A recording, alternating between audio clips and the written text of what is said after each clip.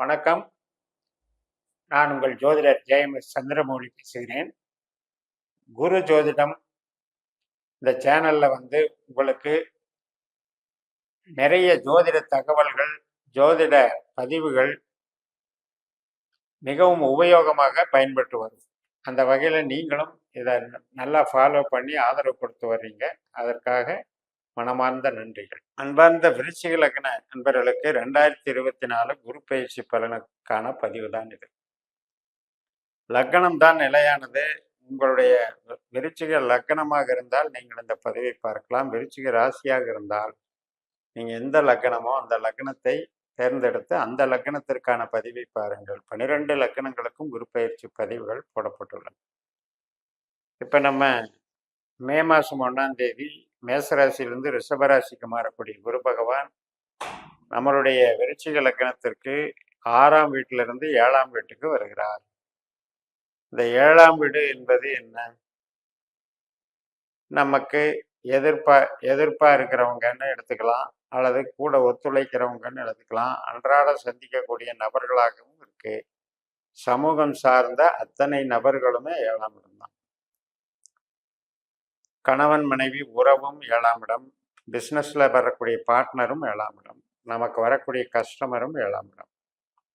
அந்த பாவத்துல குரு பகவான் வர்றாரு அப்படிங்கும்போது யோகத்தை செய்கிறார்.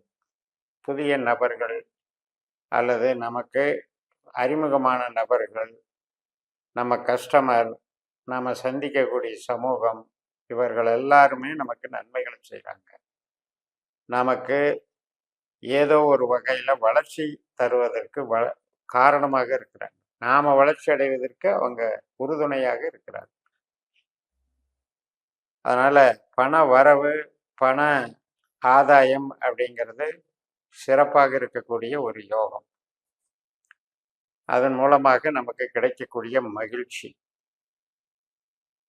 அதே போல் ஒரு கம்யூனிகேஷன் லைனில் இருக்கீங்க, ஒரு படைப்பாளியாக இருக்கீங்க, கமிஷன் லைனில் இருக்கீங்க, செய்தி விளம்பரத்துறையில் இருக்கீங்க, இது மாதிரியான ஸ்மார்ட் ஒர்க்குன்னு சொல்லக்கூடிய அத்தனை தொழில் டேலண்ட்டுக்கும் ஒரு சப்போர்ட் பண்ணுவார். நல்லா இருக்கும் இந்த டைம். அதே போக நமக்கு விருச்சிகத்துக்கு திருமணம், குழந்தை பிறப்பு, வீட்டில் சுபகாரியங்கள், இதுக்கெல்லாம் நடத்தி வைக்கக்கூடிய அமைப்பு இருக்கு குரு. 7ஆம் இடம் என்பது திருமண ஸ்தானம். அந்த ஸ்தானத்திலேயே குரு வந்துடுறார். அப்ப திருமண யோகத்தை இங்க கொடுக்குறார். அதே போல கணவன் மனைவி உறவு சார்ந்து ஒரு பலத்தை அதிகப்படுத்துறார். 2வது குழந்தை பிறப்புக்கும் சாதகமா இருக்கார். வேலையில வளர்ச்சி உண்டு. நம்ம செய்யற வேலைக்காக நமக்கு கிடைக்கக்கூடிய பாராட்டுக்கள், வெகுமதிகள் நன்றாக இருக்கும். பூர்வீகம், தந்தை வர்க்கம், ஆராய்ச்சி கல்வி, வெளிநாட்டு தொடர்புடைய கல்வி, இதுக்கெல்லாம் சிறப்பு கிடைக்கும். நீங்கள் ட்ரை பண்ணீங்கன்னா ஜாயின் பண்ணலாம், அந்த கல்விகளை பயிலலாம். படிப்புக்கு நல்லா இருக்கும். படிக்கிற குழந்தைகளுக்கு, இதே விருச்சிக குழந்தைகளுக்கு இந்த காலகட்டத்தில் நல்ல அறிவு மேம்படும். அதே மாதிரி அந்த படிப்பும் புகழ் பெறும். இப்போ சொந்த தொழில் செய்கிறவங்களுக்கு, பார்ட்னர்ஷிப் தொழில் செய்கிறவங்களுக்கு, ட்ரேடிங் பண்ணுறவங்களுக்கு, ஷேர் மார்க்கெட் லைனில் இருக்கவங்களுக்கு, பேங்கிங் லைனில் இருக்கவங்களுக்கு, மற்றும் கன்ஸ்ட்ரக்ஷன் கான்ட்ராக்ட் எடுத்து செய்கிறவங்களுக்கு, இது டிரான்ஸ்போர்ட் லைனில் இருக்கவங்களுக்கு, லாஜிஸ்டிக்ஸில் இருக்கவங்களுக்கு எல்லாருக்குமே சிறப்பாக இருக்கும். இந்த 7ஆம் இடத்துல போகக்கூடிய குரு சூரியனுடைய நட்சத்திரம், சந்திரனுடைய நட்சத்திரம், செவ்வாயினுடைய நட்சத்திரத்தில் போகிறார். அப்போ நமக்கு எல்லா விதத்திலையும் தொழில் சார்ந்த விஷயத்துக்கு நல்ல சூழல்களை ஏற்படுத்தி கொடுக்குறார்.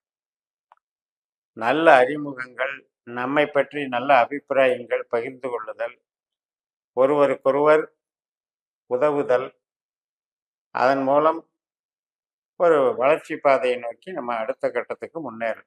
இதெல்லாம் நடக்க போகுது. அதனால மகிழ்ச்சிங்கிறது நமக்கு உத்தரவாதமாக கிடைக்கும். குழந்தைகளால் மகிழ்ச்சி, திருமணத்தால் மகிழ்ச்சி, உறவுகளால் மகிழ்ச்சி,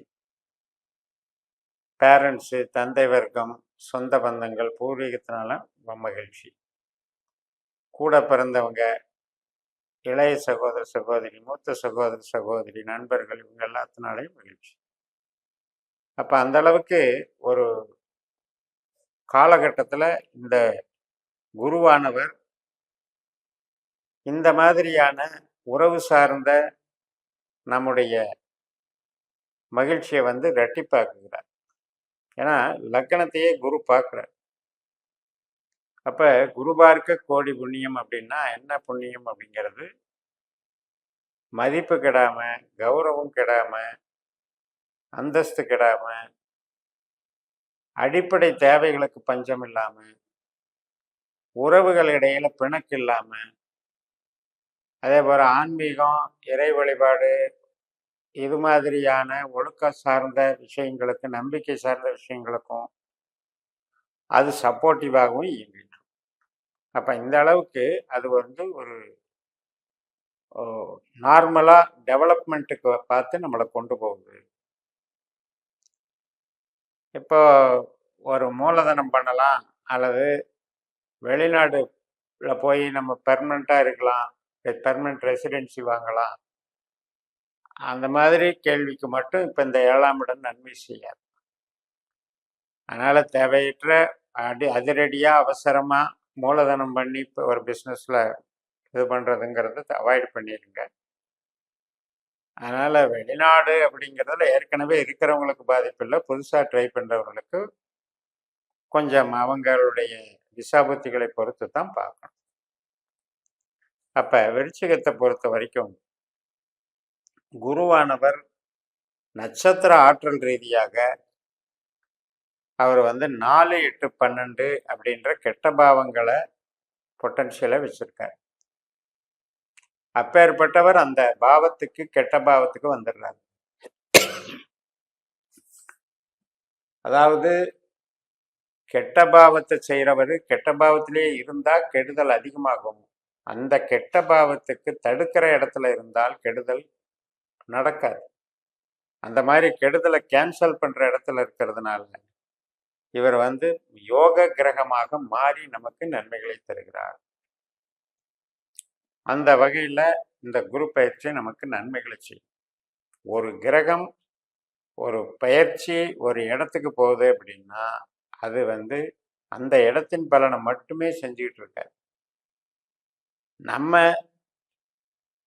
என்னென்ன கேள்விகள் நமக்கு இருக்கு, என்னென்ன விஷயத்துல நம்ம ஈடுபடுறோம், இந்த கேள்விகளுக்கு தகுந்த மாதிரி அந்த குரு இருக்கக்கூடிய இடம் சாதகமா பாதகமானு பார்க்கக்கூடிய முறை தான் இந்த பாஸ்கர் அஸ்ட்ராலஜி சிஸ்டம்.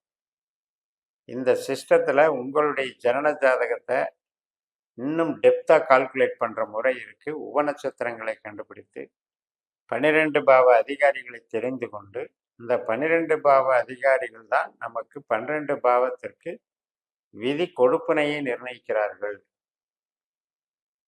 இப்போ பணம் நிலைமை, தொழில் நிலைமை அப்படின்னா அது ஒரு கொடுப்பினை, உறவுகள் நிலைமைன்னா அது ஒரு கொடுப்பினை, குழந்தை ஆரோக்கியம், ஆயுள், இது சம்மந்தப்பட்டது கொடுப்பினை. இப்படி 12 பாவ கொடுப்பினைகள் அதை நிர்ணயித்திட்டோம்னா நம்ம இந்த சிஸ்டத்தில் அது திசாபுத்திகளின் வழியாக எப்போ நடந்து அந்த கொடுப்பினையை ஃபுல்ஃபில் பண்ணுது, இப்போ நமக்கு இருக்கிற கேள்விகளுக்கு அது எந்த பதிலை சொல்லுது, சாதகத்தை செய்தா பாதத்தை செய்தா, இப்படி எல்லாம் தெரிஞ்சுக்கிற மெத்தேடு தான்.